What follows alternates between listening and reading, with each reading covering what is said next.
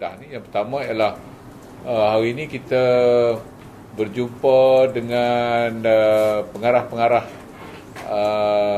pilihan raya Dewan Undangan Negeri bagi Barisan Nasional dengan bapa-bapa angkat daripada Perhubungan UMNO Negeri Perak dan juga Perhubungan UMNO Negeri Perlis.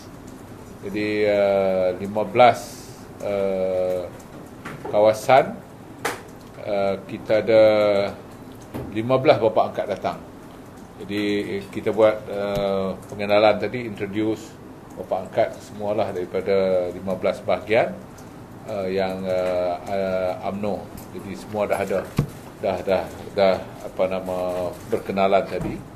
Dan yang keduanya kita mendapat Datuk Seri Rizal selaku Ketua Operasi Pilihan Raya Bilik Gerakan di peringkat nasional datang dengan pasukannya hari ini untuk memberi taklimat dan penerangan khusus mengenai dengan gerak kerja jentera pilihan raya di peringkat Dewan Undangan Negeri yang melibatkan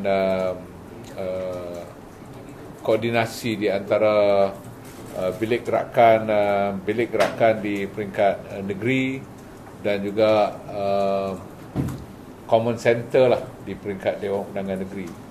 Dan bagaimana urusan itu dapat, dan dia ada time frame dia yang dibagi dalam tempoh waktu daripada sebelum penamaan calon ni. Kita pun tak tahu lagi bila penamaan calon, tapi tempoh tu apa patut dibuat dan dalam tempoh masa pilihan raya 2 minggu tu. So semua dibagi dan semua jentera parti tadi di peringkat kawasan Dewan Undangan Negeri hadir, dan saya berpuas hatilah bahawa jumlah kehadiran tadi daripada 15 bahagian dan juga jentera wanita, jentera pemuda dan jentera puteri, dan semualah Q&A pun ada tadi dan selesai, baru selesai tadi. Daripada saya, kita telah berada di atas track landasan yang betul untuk menghadapi pilihan raya negeri Kedah. Okey, ada soalan? Soalan Untuk Rizal, boleh tanya Untuk Rizal? Saya tak ada. Boleh tanya Untuk Rizal, boleh. Untuk Rizal mungkin dah round semua 6 negeri kan. So macam mana berdasarkan pemerhatian? Alhamdulillah, persiapan dan kesiapsiagaan jentera parti berada pada tahap yang tinggi. Saya lihat bahawa contohnya di Kedah ni, walaupun dalam 6 bulan yang lalu atau 7 bulan yang lalu melalui keputusan pilihan raya yang begitu berbeza, dan namun keazaman yang ditunjuk oleh jentera parti amat tinggi. They are very determined. Dan ditambah pula dengan dukungan daripada bahagian-bahagian angkat daripada negeri Perak. Dan pola pengundian tidak semestinya berada pada keadaan yang sama. Dan saya menyaksikan bahawa terdapat kecenderungan akan berlaku juga perbezaan. Namun I'm just being kata konservatif. Dalam keadaan apa pun, Kedah will not give up. Because rakyat Kedah masih mendambakan sebuah pentadbiran dan juga mengharapkan kesungguhan pentadbiran keseluruhan rakyat dia di negara dan juga di negeri berada dalam keadaan yang stabil dan boleh memacu negara pada ke tahap kemakmuran yang lebih terancang. Sebab itulah pada war cry yang dibawa oleh negeri Kedah Kalih Bagi Sama itu adalah bagi tujuan untuk mengharmonikan kedua-dua pentadbiran atas dasar demi untuk rakyat. Jadi saya sebagai Ketua Jabatan Pilihan Raya yang diberi amanah oleh pimpinan parti untuk melakukan koordinasi, saya sekadar boleh berkongsi yang itu je lah. Kesiapsiagaan mereka berada pada tahap. Ini kalau kita tengok PN punya sasaran dan diwar-warkan Negeri Sembilan pun sasaran dia, Selangor pun sasaran dia, Penang pun dia yakin nak ambil balik. Adakah benda-benda tu macam mana tu Sri? Dan itu saya pun tak boleh nak halang orang nak buat forecast of their own kan. So I cannot be letting you know more than what I just said. Sebab dalam soal persiapan pilihan raya ni ada benda yang I can share, ada benda akan share. But I think enough apa yang Datuk Dek dah cakap tadi tu, that will be basically what we are doing in our state of preparedness for the coming state election. It is reported dalam semalam ada dalam kalangan bekas kepimpinan UMNO sendiri lah yang menyatakan ahli-ahli UMNO pun masih akan memberi sokongan kepada PN dalam PRN kali ini. So, do you think that will happen?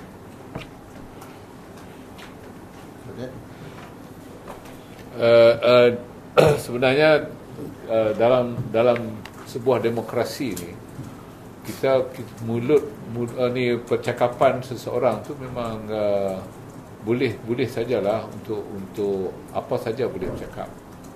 Jadi tak salah siapa nak cakap pun dalam demokrasi ni, tapi pada saya ahli UMNO yang berada dalam parti ni masih lagi kekal dengan semangat parti. Kalau itu mudah je.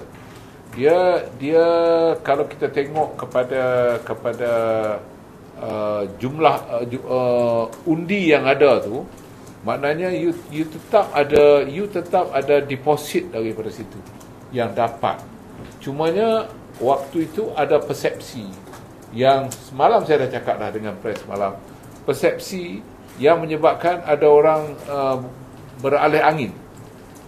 Tapi benda tu taklah untuk sepanjang zaman. Nak mengharapkan itu tak ada. Dia akan berhentilah. Dan itu akan mungkin patah balik. Dia akan patah balik.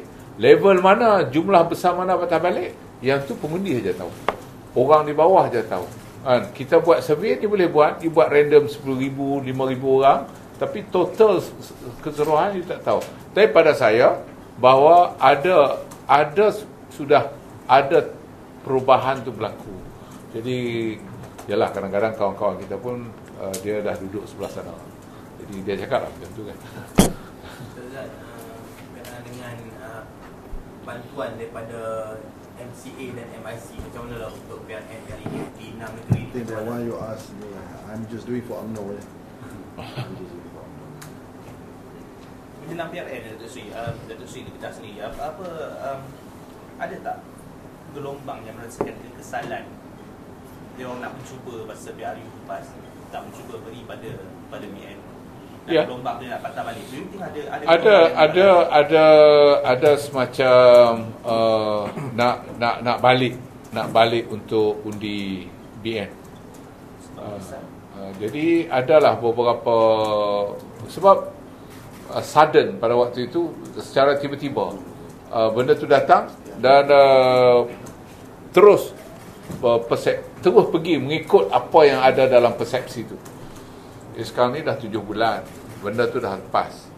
Jadi soal kerajaan ni bukan main-main kan. Benda ni bukan macam kita main-main. Benda ni benda yang serius dengan menubuhkan kerajaan. Dia dapat merasai. Jadi saya ingat kalau nak ambil yang tu, saya kita tengok dengan usaha di sebelah sana pun dia usaha juga. PN sedang berusaha bersungguh-sungguh untuk menafikan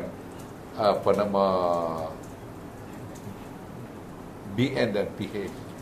Macam-macam lah mereka buat. Mereka pun usaha juga. Tapi saya ingat rakyat Kedah boleh ada cerdik lah rakyat cerdik. Mereka pun cerdik. Bukan ada orang-orang tertentu yang cerdik tau.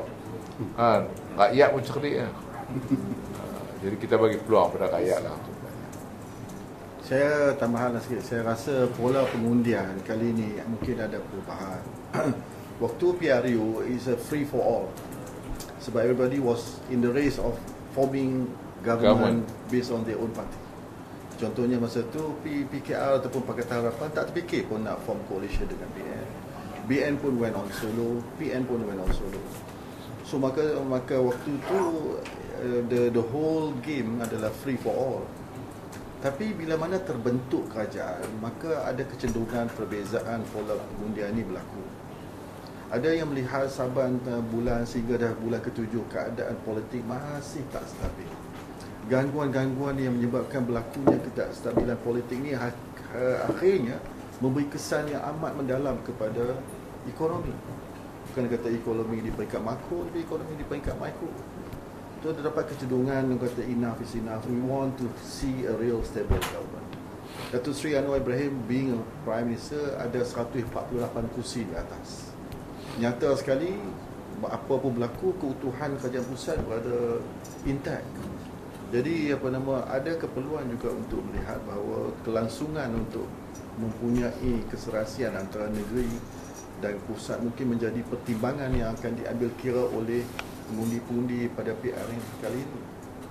So, saya tak nafikan mungkin ada rasukan tertentu yang menyebabkan rakyat mungkin terpukau emotionally, psychologically, by perception.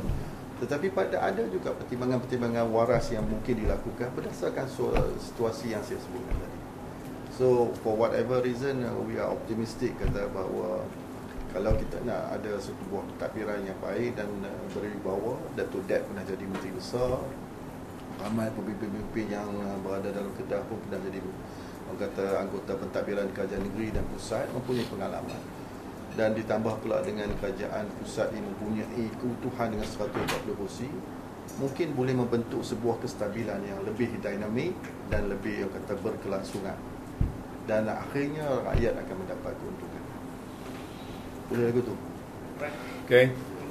Thank you. Okey, terima kasih.